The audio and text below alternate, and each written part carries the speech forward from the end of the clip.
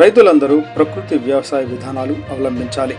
పల్నాడు జిల్లా project manager K Amalakumari 22వ తేదీన రొంపిచెర్ల మండలం పరిషత్ కేంద్రంలో మండల స్థాయి వ్యవసాయ శాఖ, ఉద్యానవన శాఖ, అనుబంధ శాఖలు, వెలుగు సిబ్బంది మరియు ప్రకృతి వ్యవసాయ శాఖలతో మండలం లెవెల్ కన్వర్జెన్సీ మీటింగ్ ఏర్పాటు చేయడం జరిగింది.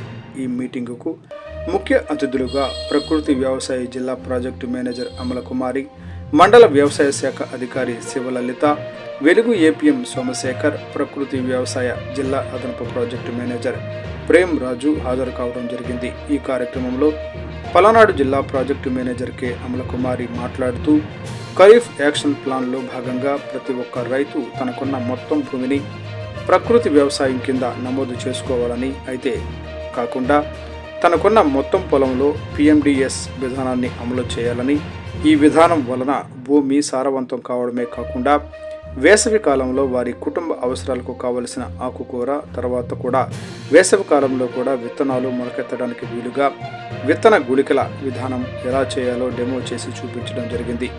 ఈ కార్యక్రమానికి మండల CCలు పార్వతి, రాజు, మల్లేశ్వరరావు, ఆదిలక్ష్మి, జిల్లా సిబ్బంది Soujanya, Nandakumar, Appalaraju, division master trainer Babyrani, Malleswari, unit incharge Adilakshmi, Nagarjuna, ప్రకృతి వ్యవసాయ సిబ్బంది మరియు రైతులు పాల్గొనడం జరిగింది.